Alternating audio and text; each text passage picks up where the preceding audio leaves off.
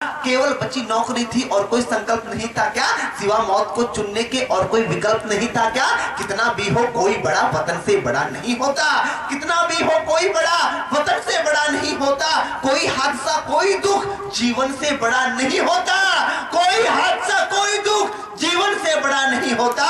और गांडे उठाया जाता जब, गांडे उठाया जाता जब अधर्म को मार भगाना हो, और जान लुटाई जाती है जब स्वाभिमान बचाना हो।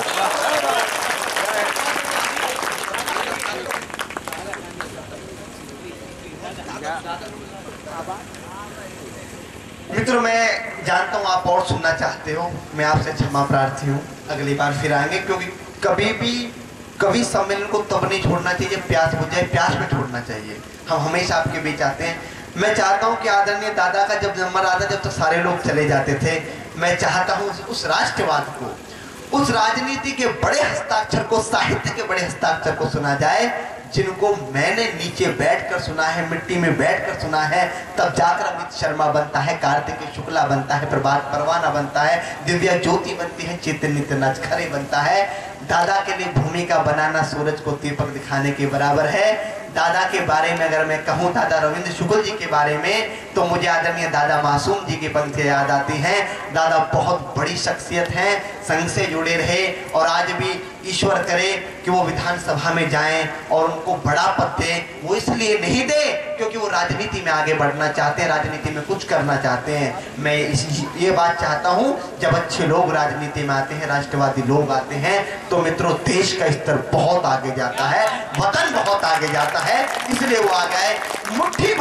मुट्ठी भर लोग रह चुके हैं जो राष्ट्रवाद के लिए काम करते हैं। स्वार्थों की दुनिया में उंगलियों पर आप लोगों को गिन लोगे, उन उंगलियों पर गिने जाने वाले लोगों में हमारे दादा रविंद्र शुक्ल होते हैं। उनको दादा मासूम जी की पंक्तियों से बुलाना चाहता हूं कि तुम्हारी, दादा आपके लिए पढ़ रहा हूं, आपको बुलाता हूं, अपनी सारी कविताएं खत्म करता हूं कि तुम्हारी शख्सियत से ये सबक लेंगी नहीं न। बेटा बैठ जाओ, और जितने लोग जा सकते अब चले जाओ, क्योंकि असली कविता अब शुरू हुआ है कि जिन लोगों को कविता का 40-40 साल का अनुभव है, वो लोग हमारे बीच में कविता सुनाने आ रहे हैं कि तुम्हारी शख्सियत से ये सबक लेंगी नई नस्लें, वही मंजिल पे पहुंचा है जो अपने पांव चलता है। तालियां बजाओ तो एक एक व्यक्ति भी खामोश ना रहे। चौथी पंक्ति पर दादा को तालियों के महोत्सव के साथ बुलाना, सिचौरा वालों, कि तुम्हारी शख्सियत से ये सबक लेंगी नई नस्लें, वही मंजिल पे पहुंचा है जो अपने पांव चलता है, और मिटा देता है कोई नाम तक भी खानदानों के, किसी के नाम से मशहूर होकर गांव चलता है। जोरदार तालियां बजाएं दादा रविंद्र शुक्ल।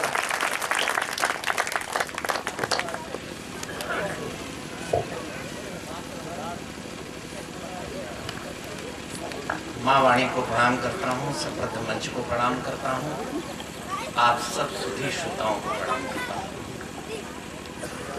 क्योंकि में बहुत ज्यादा कष्ट है। हाँ दादा, हमें पता है। और मैं एक बात बताना भूल गया था कि मित्रों, हमारे जो दादा हैं, इनकी दाढ़ का ऑपरेशन हुआ था, जिम में एक छाला हो गया था, उसके बाद इन्फेक्शन दाढ़ तक पहुंच गया, तो डॉक्टरों को दाढ़ का ऑपरेशन करना पड़ा। और आप जानते हैं कि जो हमारी दाढ़ होती है उसमें बहुत मजबूत हड्डी होती है। जैसे डॉक्टरों ने उसका ऑपरेशन किया तो उसकी पूरी हड्डी बाहर आ गई, तो दादा को और भी ज्यादा कष्ट हो गया। दादा को आज टांका लगवाना था दाढ़ में, और दादा डॉक्टर के पास नहीं गए कि अगर टांका लगवा लूंगा तो मैं कभी समय में बोल नहीं पाऊंगा। तो मैं चाहता हूँ इतनी बात होने के बाद भी दादा हमारे बीच में आए।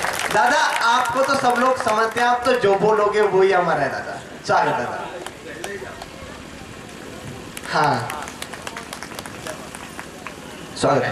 पहले तो सिचौरा के सभी समृद्ध श्रोताओं को प्रणाम करता हूँ, और मैं आशीर्वाद देता हूँ नितिन को। और मुझे लगता है कि 3-4 वर्ष पहले सुदर्शन टीवी में मेरा कार्यक्रम था, और नितिन को पता चला, तो नितिन सबसे पहले मिलने के लिए सुदर्शन टीवी में मेरे पास आए थे। मेरी पहली मुलाकात सुदर्शन टीवी में हुई थी उनसे, और तब से लगातार एक अनुज की तरह मुझे एहसास हुआ है। मैं आशीर्वाद देता हूँ कि वो निरंतर इसी तरह बढ़ते रहें, और देश में मेरी पीढ़ी का प्रतिनिधित्व आगे की ओर ले जाएं। अमित शर्मा जैसे लोग ये सब बैठे हैं। हमारा ये शुक्ला अनुज है, ये विश्वविद्यालय में पढ़ता है, अक्सर ये लोग मेरे पास आते रहते हैं। मेरा पूरा आशीर्वाद है।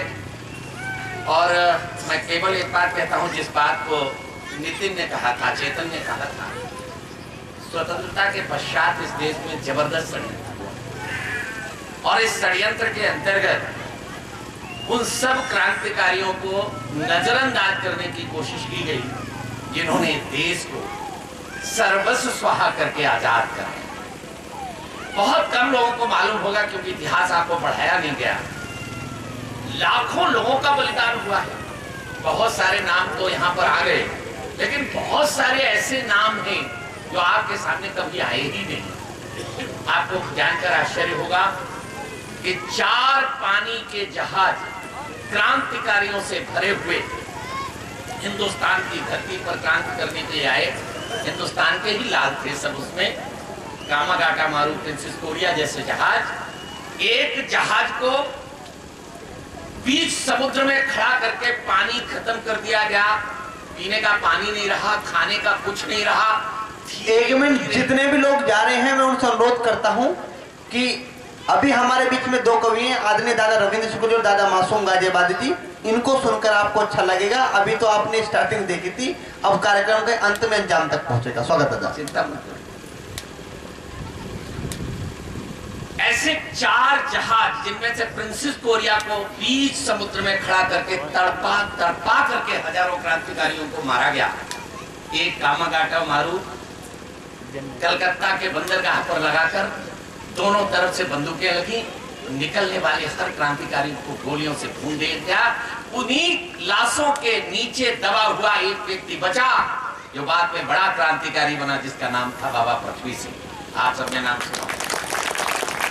इतने सारे लोगों के बलिदान के बाद भी देश की स्वतंत्रता के पश्चात इस देश में गीत गाया गया, दे दी हमें आजादी बिना खड्ग बिना ढाल, साबरमती के संत तूने कर दिया कमाल। इससे ज्यादा क्रांतिकारियों का अपमान कोई हो नहीं सकता। तब मुझ जैसे कलमकार को कलम उठानी पड़ी। बिना ढाल तलवार मिली आजादी कैसे गए, बलिदानों से ही आजादी पाई भी सुनाए। लिखना पड़ा। मैं केवल एक बात मित्रों कहना चाहता हूँ, षड्यंत्र के अंतर्गत लोगों को दूर करने की कोशिश की गई, सही इतिहास को आपसे दूर किया गया। मैं यहीं से अपनी कविता को प्रारंभ करता हूँ। जिनको समझा माला सुमेर, जिनको समझा माला सुमेर, जाना था जिनको तपापूत, कर देंगे गौरव में भविष्य, माना था भारत का सपूत। पर अंत जिन्हें समझा प्रकाश, वो अंगियारों के थे दलाल। यद्यपि सियार के वंशज थे, पर उड़े थे वे पर हम भी तो निरुपाय नहीं, रंचक भी नहीं निराशा है। भारत के अमर सपूतों का इतिहास हमारी आशा है। मन्ना जी झाला याद हमें, राणा का भाला याद हमें, गुरु का सोनीपत, वो जलियांवाला याद हमें, गुरु तेग बहादुर हमें याद, जिनकी गाथा लवेली है। अरे गोविंद सिंह के राष्ट्र प्रेम ने कितनी जिंदाबाद। कमाल कमाल कमाल। वाह। 4 पुत्र 2 मैदान में मारे गए, 2 जिंदा दीवार में। फतेह सिंह जोरावर सिंह दीवार में चुनवाए जाने लगे। किस लिए? हिंदू धर्म छोड़ दो, इस्लाम स्वीकार कर लो। दोनों बच्चों ने कहा, हम पिता दशमेश की संतानें हैं, हम अपने धर्म को नहीं छोड़ सकते, मरना स्वीकार करेंगे। काजी ने फरमान सुनाया, इन दोनों बच्चों को जिंदा चिनवा दिया जाए दीवार में। जिंदा जब चिनवाने लगे, छोटे भाई के यहाँ तक दीवार आई, बड़े भाई के आंखों से झरझर आंसू बहने लगे। छोटे भाई ने ललकारते हुए कहा, भैया हम गुरु गोविंद सिंह की संतान हैं, मरने से डरते हो, ये कायरता कैसी? बड़ा भाई कहता है, मेरे भाई, मेरी आंखों में आंसू इसलिए नहीं आ रहे कि मैं मर रहा हूँ, आंखों में आंसू इसलिए आ रहे कि दुनिया में मैं पहले आया, तेरी सुरक्षा का भार मेरे ऊपर है, लेकिन मैं बेबस हूँ, तेरी जान नहीं बचा पा रहा हूँ। तू पहले मर रहा है, मेरे मरने से पहले तू मेरे सामने मर रहा है, इस बेबसी पर आंसू बहा रहा। क्या बात है, वाह। चुन गए पुत्र दीवार, चुन गए पुत्र दीवारों में, लेकिन थी हार नहीं मानी। तब भारत था कितना महान, कितना बलिदानी था पानी। है वीर सिवाय समर्थकों जो स्वतंत्रता अनुरागी था, आहुति दे दी प्राणों की, ऐसा बंदा बैरागी था। अरे तात्या टोपे का शौर्य याद, नाना की याद कहानी है पोर पोर में बसी हुई वो झांसी वाली रानी है। वाह कमाल दादा, वाह वाह वाह। आजाद भगत सिंह राजगुरु, बिस्मिल बटुकेश्वर आसपाक, सुखदेव सरीखे राष्ट्र भक्त बलिवेदी पर हो गए खाक। इन बलिदानों की शपथ हमें तब तक हम चैन नहीं लेंगे जिसने माँ का आंचल फाड़ा उसको हम क्या जिंदाबाद दादा, वाह वाह दादा वाह। अगणित ठावों से छत विच्छतमा बिलख रही आवाज सुना, विश्वास दिया था बापू ने, हम अंग नहीं कटने देंगे। तन मेरा चाहे बने लाश पर देश नहीं बटने देंगे। पर बोलो कौन व्यवस्था जो देश सहेजी बांट दिया, माता के अंग भंग करके उसका स्वरूप ही छांट दिया। क्यों नाक रगड़ कर जिन्ना को महिमा से मंडित कर डाला, कायदे आजम कहकर को उसको क्यों घर में ही भुजंग पाला।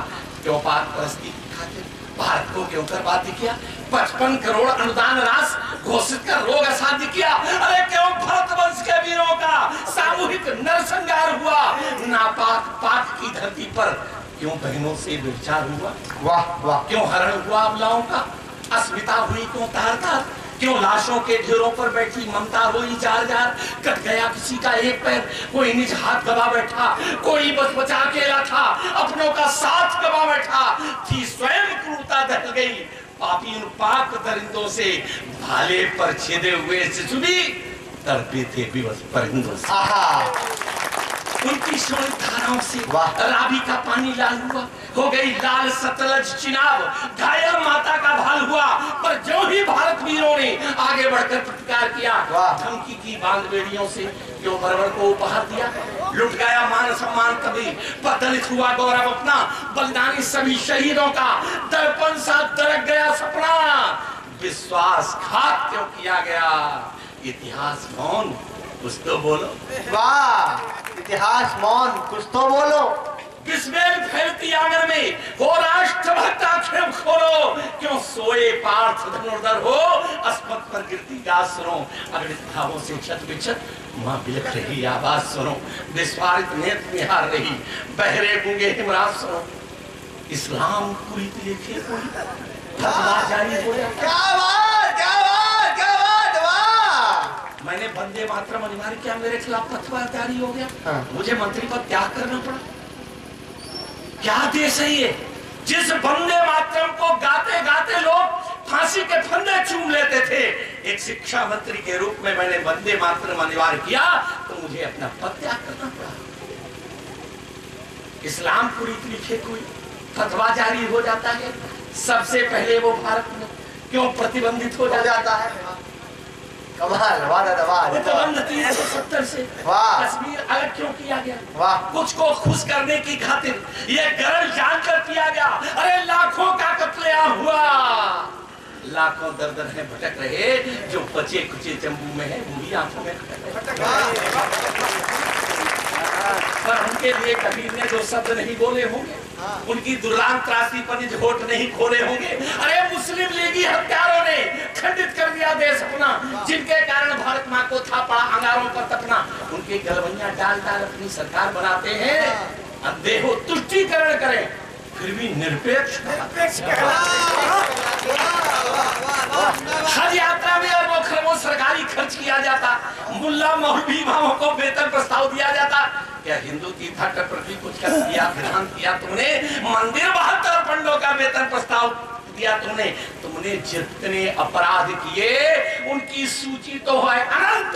सतबार चढ़ाओ सूली पर तो भी पापों का नहीं।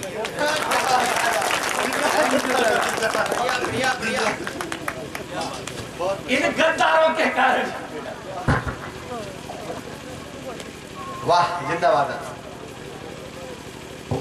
इन गद्दारों के कारण ही भारत की लुट्टी लाशों अगणित भावों से गलती का हो।